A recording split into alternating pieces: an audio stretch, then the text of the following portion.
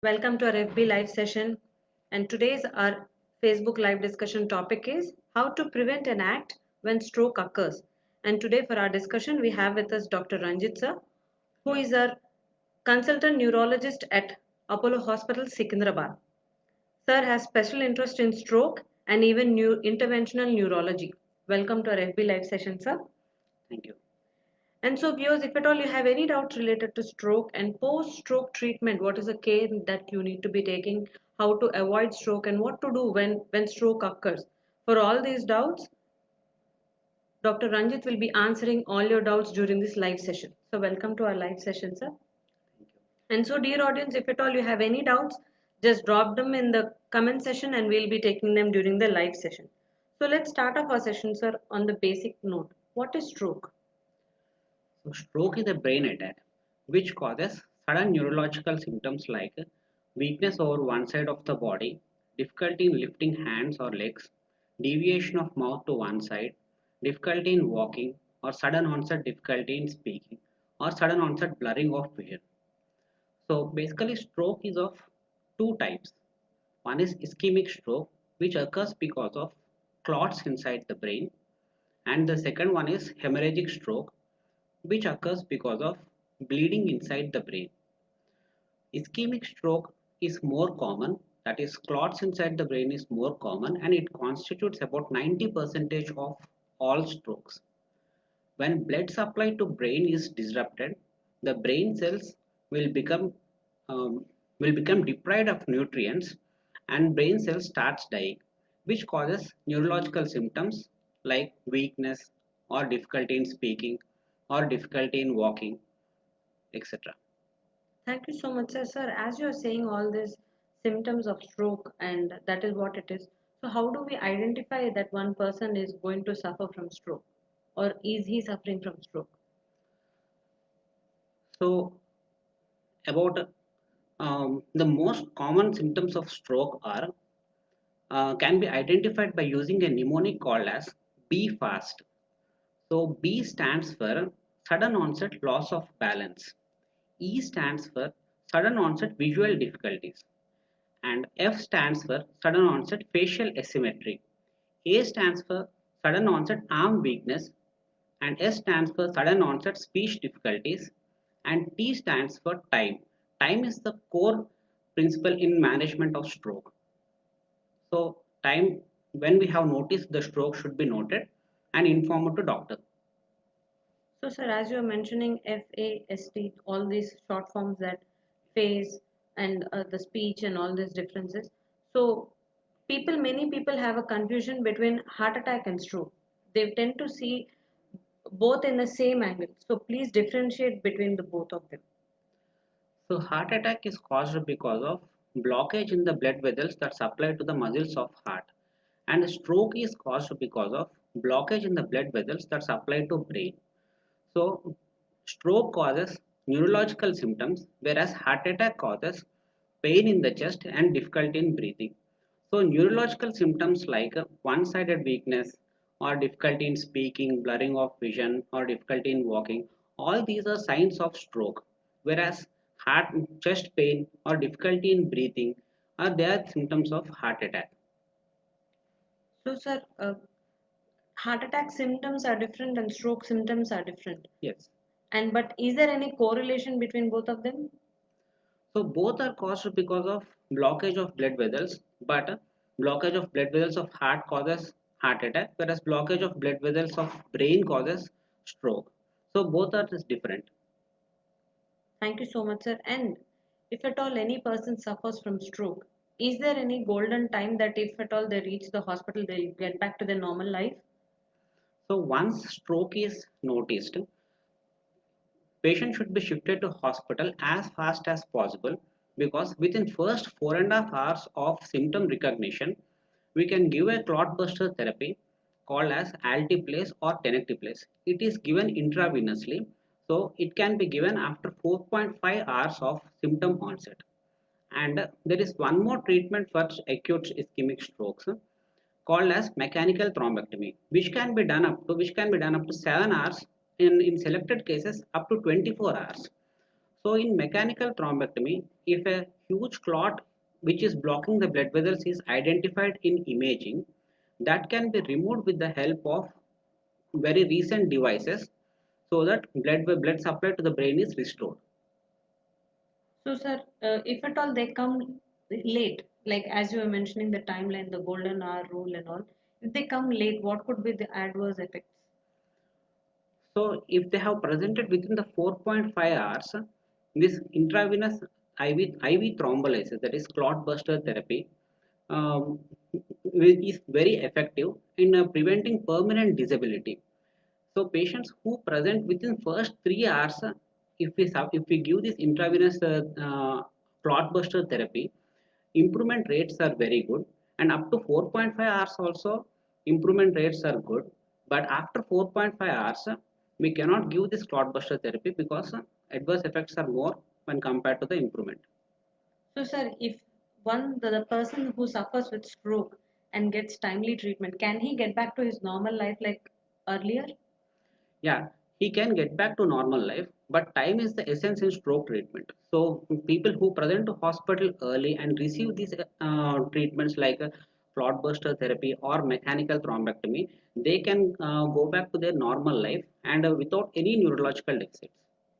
So, what are the risk factors that trigger the stroke? So risk factors that trigger the stroke can be divided into two categories: non-modifiable risk factors and modifiable risk factors. Non-modifiable risk factors are age. After 55 years, for each decade, there is 3 times increased risk of stroke. Sex. Females are more prone to have stroke in younger age, whereas males are more prone to have stroke at older age. And ethnicity. Different types of stroke and severity of stroke varies in different racial communities. And genetics. So there are very hereditary causes of stroke. All these are non-modifiable. That means we cannot modify these risk factors, either age, sex, or hereditary, or genetics, or other factors. These things we cannot modify. The second group is modifiable risk factors. Modifiable risk factors are hypertension. Hypertensives are 3 times more prone to have stroke. Diabetes.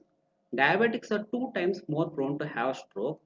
Obesity, sedentary lifestyle, smoking, alcohol and illicit drug abuse. And all these are modifiable risk factors. That means they are in our hands, and we can, by healthy lifestyle and good food habits, we can modify these risk factors. So, sir, as you're mentioning about the comorbid conditions also that could lead to stroke, are there any medications which, on continuous usage of medications, also trigger stroke? No, continuous usage of medications, there are illicit drug uses like cocaine, amphetamine can trigger stroke.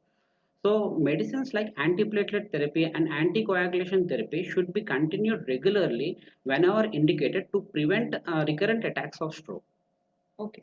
So, sir, once we are diagnosed that a stroke has occurred, sometimes they say earlier you had a stroke which was not seen, which we call it a silent stroke. Please tell us about that.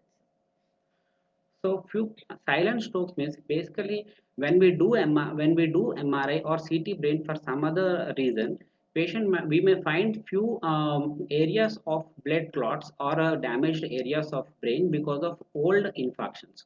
So they may have gone unrecognized, or patients would have not patient or relatives would have not have recognized the symptoms of stroke then. So these are usually silent strokes. So, are there any different types of strokes, sir? And if at all there are any types, please tell us their severity also and how do they affect us. So stroke is of two types, as I have mentioned: ischemic stroke, which is caused because of blood clots inside the brain. These blood clots inside the brain may be because of primarily disease of the blood vessels of the brain or because of disease of the heart. And second one is hemorrhagic stroke. Hemorrhagic stroke is because of bleeding inside the brain because of the ruptured blood vessels, because of various reasons like either aneurysms or uncontrolled hypertension or arteriovenous malformations. So 90% of the strokes are ischemic strokes, that is because of clots inside the brain. whereas 10% of strokes are because of hemorrhage inside the brain. So, sir, what are the treatment variations for stroke? Apart from the emergency services that the injections that you are saying and all, what is the total overall treatment for curing stroke? So in the acute phase, we try to give to eligible patients intravenous thrombolysis, or for other eligible patients mechanical thrombectomy. So after 24 hours, we will start giving blood thinning agents like aspirin, or whenever indicated heparin or any other anticoagulants.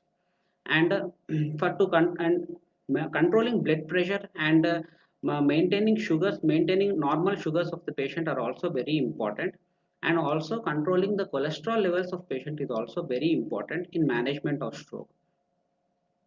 So, sir, once that the patient comes to the ER, like after they see an emergency, what is the process that happens in the ER, sir, so that the stroke is controlled in the initial stages itself? So when a stroke patient comes to ER, initially a short neurological examination is carried out to identify whether it is stroke or not, and second, to identify the severity of the stroke. So once it is identified whether it is stroke or not, and stroke severity is assessed, patient is immediately taken to CT brain to see whether he is eligible to give IV thrombolysis or mechanical thrombectomy. Because as I have mentioned, hemorrhagic stroke and ischemic stroke both have opposite treatments.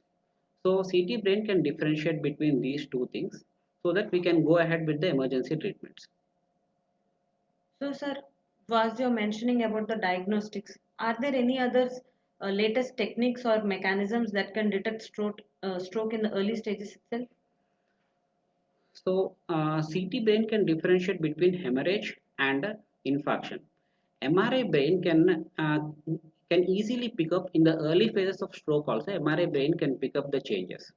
And there are recent modalities like CT perfusion imaging, which can be done to see how much area of tissue is under risk to get infected. So, sir, if at all any patient is suffering from stroke, is there any medical treatment or the first aid type of thing that the family members can do at home so that they can control the stroke? Or only thing is they need to rush them to the hospital? So first and foremost thing is recognizing the symptoms of stroke. As I have mentioned, remembering this easy mnemonic is important for everyone. That is, be fast, and noting time is also very important, because the treatment of stroke is highly time dependent. And after stroke is recognized and time is noted down, immediately patient should be brought to hospital, because we cannot do anything in home for stroke, because imaging needs to be done and initial evaluation by a doctor needs to be done. So, sir, once a patient has recovered from stroke, are there any recurrent chances of stroke in future? Yeah, once patient recovers from stroke, all the risk factors which he has should be addressed properly, like hypertension, high cholesterol levels, high sugar levels, and most importantly, cessation of smoking and stopping alcohol use. All these things play important role in preventing patient from getting recurrent episodes of stroke. So, sir, is this stroke hereditary or is it only because of the lifestyle changes that we have or the other comorbid conditions that we have? So comorbid conditions and the lifestyle changes, lifestyle plays a very important role in stroke in the recent era. But there are many hereditary conditions also which can cause stroke. People with family history of stroke are more prone for having stroke in the younger age when compared to the people who does not have family history of stroke. So, sir, apart from medications and treatment, what are the other changes that a person needs to bring in him so that he stays away from stroke? That is the prevention of stroke. So prevention of stroke. Healthy lifestyle, regular exercises are very important in prevention of stroke. 40 minutes of exercise, 3 to 4 day, 3 to 4 days per week is found to prevent stroke and even cardiovascular events. So exercise is very important in prevention of preventing stroke, and sedentary lifestyle is as dangerous as smoking. Next is diet. So food, Mediterranean diet should be followed. That means food which contains high vegetables, fruits, fish, and legumes have shown to prevent occurrence of strokes. And also cessation of smoking, cessation of alcohol intake, and weight control are also very important. So, sir, can we identify that there are chances of getting stroke in before in advance through any health checks or regular screenings? Yeah, hypertension, diabetes are known risk factors for stroke. So regular health checkups for hypertension and diabetes, and also regular health checkups to get the lipid profile checked can prevent getting stroke. So, sir, in the time of emergency, as you were mentioning that the patient should be brought into hospital and then treated, and so what is the recovery time for a stroke, sir? How fast and how quickly can a patient recover from stroke?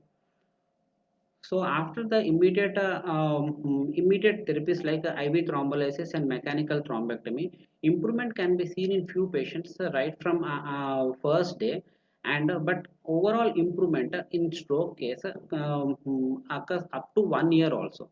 Based upon the physiotherapy we give and based upon the rehabilitation measures patient take, improvement in stroke can occur up to 1 year also.